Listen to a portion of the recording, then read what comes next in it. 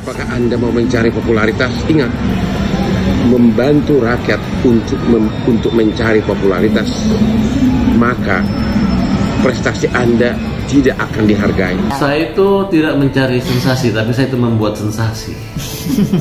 Jadi siapapun yang, makanya lawyer bego-bego semua itu mau merasakan sensasi saya dengan cara mengomentari yang negatif gitu. Dari tim kerja ini, kira-kira ada yang tidak waras nggak? Kan itu poinnya. Nah, kalau ada yang tidak waras, pilihannya cuma dua. Yang tidak waras kita keluarin, atau kita yang keluarkan, itu aja sudah poinnya. Jadi bagi kamu pengacara yang pernah dipecat oleh kliennya karena minta duit melulu, udah deh, tahu diri lah. Rakyat tidak akan percaya kamu karena reputasi kamu sudah sangat kotor.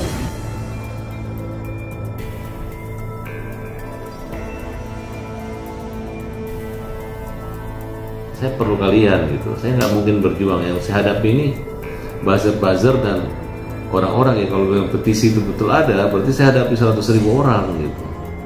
Saya nggak punya waktu dan awal ceritanya kami itu bukan kasus ini si Zai yang bawa. Saya juga nggak kenal Agus awalnya, cuma saya simpati. Tiba-tiba saya hubungi Farhad gitu. Saya pikir dia lawyer Agus, tapi dia bilang saya ikut kantor Farhad. Ya udah, di sana dia ketemu, dia Japri si Miftahul. Saya tutup titik ini bisa diterima besok. Ya udah, besok saya datang. Dia nakut-nakutin Agus. Agus cabut laporan, nanti kasih uang. Padahal kita ada lawyernya loh. Tagline kita pembela kaum lemah. Ketika Agus bersama dengan pengecara-pengecara pembela kaum lemah, kemudian ada orang mengadakan dengan uang. Dunia ini nggak segalanya uang, walaupun sumbangan, apalagi mau dicicil 24 bulan. Di situ marah semua orang. Bang Zainuddin juga sempat bilang, secara personal Bang Zainuddin, RD dan Bang Farhad tidak ada masalah sama sekali. Tetapi di dalam kerjaan dia tidak menemukan kecocokan, yang dimana seharusnya Zainuddin lah lawyer pertama Agus Salim. Tapi si Agus Salim ini tidak memiliki kepercayaan yang penuh terhadap Zainuddin terkait soal kuasa. Mungkin seperti apa sih, Bang? Ya, itulah dalam satu bentuk menangani satu perkara. Lawyer itu kan harus mendapatkan kecocokan. Kecocokan itu dari segi prinsip penanganan perkara, itu dulu yang pertama. Yang kedua, sifat. Kadang-kadang ketemu dengan partner kerja, gue nggak bicara mereka ya dengan kuasa hukumnya, tapi gue kasih analogi gini. Gue kadang-kadang kalau yang namanya kerja sama orang, gue juga lihat tuh bagaimana dia prinsip-prinsip kerjanya itu sama nggak, sesuai nggak dengan visi misi yang memang gue inginkan, yang memang visi misi yang memang sudah gue susun misalnya, sama nggak? Kalau visi misinya sudah sama, itu masih satu. Yang kedua, kira-kira sifat-sifat daripada orang-orang yang di dalam ini sesuai nggak? Karena ada sifat-sifat manusia itu kan beda-beda. Kita harus mencocokkan dalam kerja sama. Kan? Terus kira-kira dari tim kerja ini, kira-kira ada yang tidak waras nggak? Kan itu poinnya. Nah, kalau ada yang tidak waras, pilihannya cuma dua. Yang tidak waras kita keluarin, atau kita yang keluarkan, itu aja sudah poinnya. Hotman 911 sangat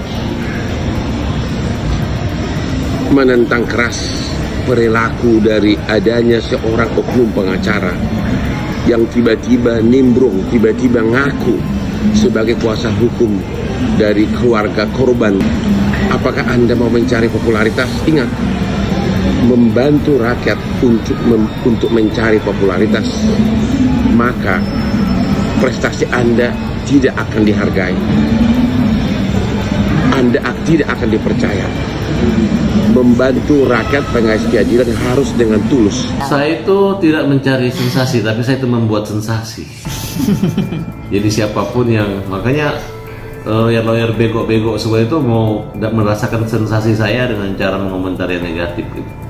Tapi lawyer-lawyer pintar semua yang hebat, ada Kamarudin Simanjuntak, kemudian ada beberapa lawyer lagi, bergili-gili, itu mereka mendukung saya. Jadi bagi kamu pengacara yang pernah dipecat oleh kliennya karena minta duit melulu, udah deh, tahu diri lah. Rakyat tidak akan percaya kamu karena reputasi kamu sudah sangat kotor. Kalau saya, yang namanya donasi itu adalah kan sumbangan ya. Betul. Ketika kita menyumbangkan ke orang itu, apalagi sudah masuk ke rekening atas nama Agus. Pribadi. Ya. itu kan sebetulnya hak Agus, mau dia pakai buat apa aja itu haknya dia, kecuali kalau memang sebelumnya sudah ada perjanjian. Contohnya Agus, kamu nanti kalau kamu akan terima uang sekian, kamu harus bisa uang ini akan dipergunakan untuk poin 1, poin 2, poin 3. Kalau ini kan nggak ada, ini kan berupa donasi. Betul. Gitu. Mungkin saya minta maaf sebenarnya kalau kita berbeda pendapat ya. Kalau bicara bahwa berpindah uang dari rekening masyarakat ke rekening saya, jadi sepenuhnya milik saya. Apa bedanya? Orang nipu juga masuk rekening kok. Tapi kan jangan dilupakan bahwa itu berpindahnya adalah ada amanah donatur tuh. Ini untuk kepentingan pengobatan mata. Coba kalau Agus bilang waktu itu gini, saya minta donasi dong untuk dipakai foya-foya. Kan belum. Apakah dikasih? Kan belum tentu. Kan tujuannya untuk pengobatan mata kan? Karena melihat kondisi dia menderita sakit mata waktu itu ya. Make sense ya. Itu yang ke satu. Yang kedua, kalau tidak ada perjanjian tertulis. Sekarang pertanyaan saya gini. Dari donatur pindah ke rekening Agus tidak ada perjanjian tertulis. Sekarang saya mau tanya, kalau pakai logika seperti itu, sekarang saya balik logikanya gini. Berpindah dari rekening Agus ke rekening yayasan ada perjanjian tertulis nggak? Tidak ada. Berarti sekarang udah milik yayasan dong kalau gitu. Saya tidak tahu adakah perjanjian tertulis. Nah, artinya nggak bisa kayak gitu konsepnya. Tapi mungkin Agusnya pengen semuanya mungkin. Iya, nah makanya gini kan Azhar, saya minta maaf nih. Saya juga suka bingung nih secara pribadi ya. Jadi seolah-olah sekarang diributkan tuh bukan kesehatan matanya Agus. Duit. Iya, jadi seolah-olah ingin menguasai uangnya gitu. Ya, baik, kita berharap semoga ini bisa baik-baik saja. Agus juga bisa kondisinya cepat pulih, setidaknya lebih baik lagi. Semoga Allah membuka hati dan pikiran kamu ya untuk bisa lebih legowo dan lembut. Betul, dibutuhkan legowo dari semua pihak, dibutuhkan keikhlasan dari mereka yang berdonasi, dan dibutuhkan kebijaksanaan dari mereka. Sudah ikhlas, soalnya kan dia juga tidak membalas dengan lapor ke polisi. Pun juga dibutuhkan kebijaksanaan dari mereka yang menerima donasi untuk dipergunakan sebaik mungkin sesuai dengan amanah dari para donatur ya. Balasan Pratiwi Novianti, ex pramugari Sriwijaya Air, dituduh pengacara Agus Salim pakai narkoba. Pengacara Agus Salim menuduh YouTuber Pratiwi Novianti pengguna narkoba. Bukannya marah atau melapor ke polisi atau tuduhan itu, Novi justru melakukan cara berbeda. Aktivis sosial itu membuktikan dirinya bukan pemakai narkoba. Pratiwi Novianti mendatangi Balai Kesehatan dan melakukan tes urin Jumat 25 bulan 10 2024. Hari ini 25 Oktober 2024 saya melakukan tes urin di Balai Kesehatan, ucap Pratiwi Novianti dikutip dari tribunjakarta.com. Akan langsung saya serahkan, katanya. Tak cuma itu, Pratiwi Novianti juga mendatangi Balai Kesehatan Penerbangan untuk mengambil berkas hasil tes kesehatannya saat menjadi pramugari maskapai Sriwijaya Air. Pratiwi Novianti mengaku menjadi pramugari selama 8 tahun dan tak pernah sekalipun memakai narkoba. Hari ini aku habis dari Balai Kesehatan Penerbangan untuk mengambil story medical check up. Aku mulai dari tahun 2012 hingga 2020, ucap Pratiwi Novianti. Terakhir saya medical check up itu di bulan Maret dan saya resign di bulan November 2020. Ini lengkap ya selama saya bekerja 8 tahun di Sriwijaya Air.